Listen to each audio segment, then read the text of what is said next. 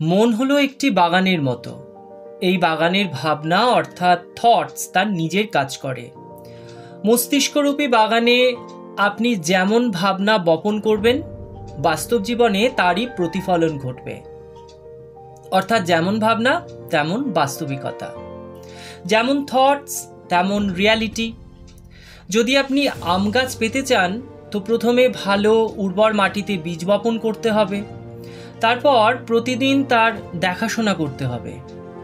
যখন সেই বীজটি বাতাস, জল, সূর্যের আলো পাবে, তখনই আম গাছটি বড় বৃক্ষে রূপান্তরিত হবে ও ভালো ফলদান করবে। এই নিয়মটি আমাদের জীবনের ক্ষেত্রে কাজ করে। আমাদের মস্তিষ্ক হলো সেই বাগানের মাটি যেখানে ভাবনা হলো বীজ। আমাদের কর্ম বা অ্যাকশন হলো জল, যার মাধ্যমে আপনার ভাবনাকে আপনি সেচ দেন।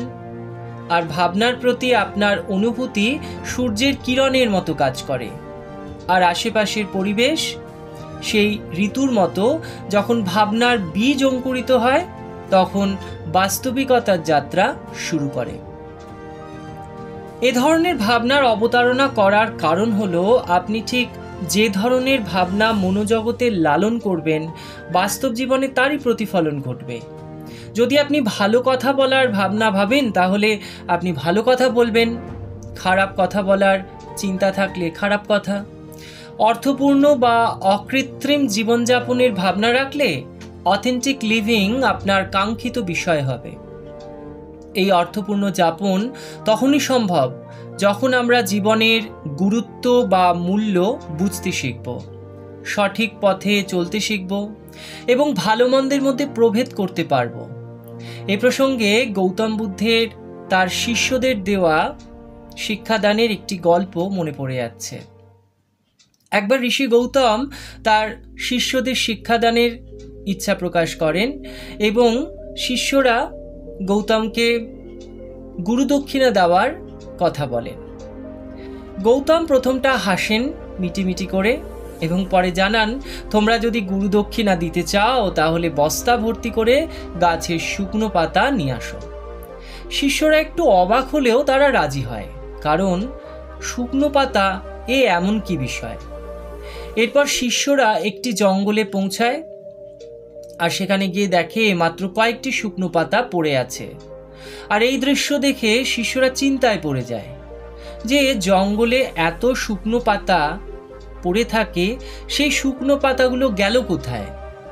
তারা কিছুটা এগিয়ে গিয়ে এক কৃষককে দেখতে পায় আর ওই কৃষককে বলে, আপনি কি আমাদের একটু শুকনো পাতা দিতে পারবেন?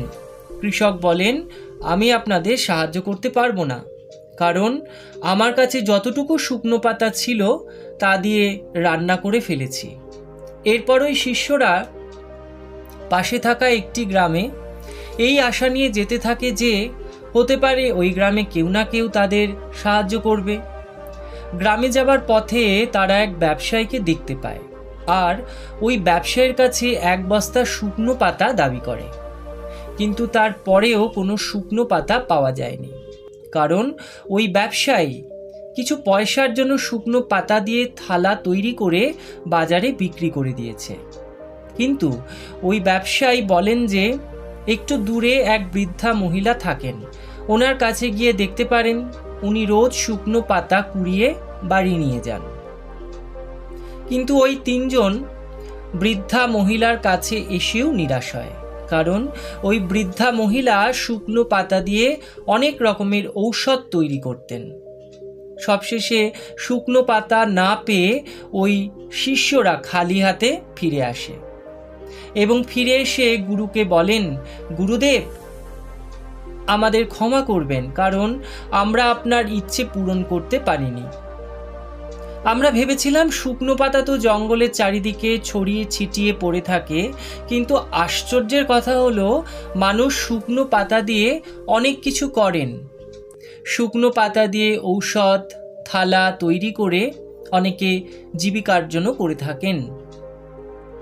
গৌতম বুদ্ধ মিটিমিটি হাসলেন এবং বললেন, নিরাশ হয়ো না, তোমরা আজ যে জ্ঞান অর্জন করলে এটা বৃথা নয়।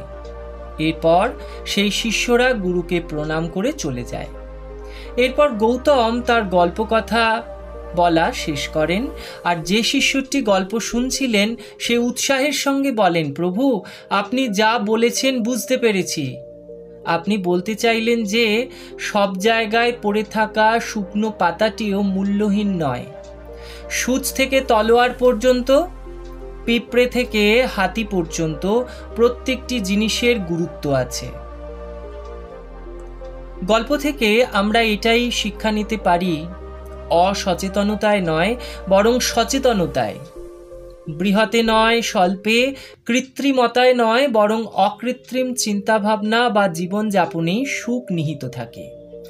ভিডিওটি দেখার পর প্রিয় ভিউয়ার, আপনারা ভাবতে পারেন, বৃহতে নয় বরং স্বল্পে সুখ নিহিত থাকে, এই কথাটি আমি কেন বললাম? সম্প্রতি আম্বানি পরিবারে বিবাহের জমকালো বৃহৎ অনুষ্ঠান সারা দেশের নজর কেড়েছে। আপাত দৃষ্টিতে সুখভোগের আতিশয্য মানুষের সাময়িক ভাবনার বদল ঘটালেও অন্তর্দৃষ্টি ও বিচারে কৃচ্ছ সাধন করা স্বামী বিবেকানন্দ থেকে শুরু করে এপিজে আব্দুল কালাম পর্যন্ত মনীষীদের জীবন মানুষকে উদ্বুদ্ধ করবে যুগ যুগ ধরে।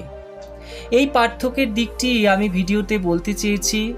কালটিভেট নলেজ ইউটিউব চ্যানেলের অনুষ্ঠান কেমন লাগলো সেটা জানাবেন।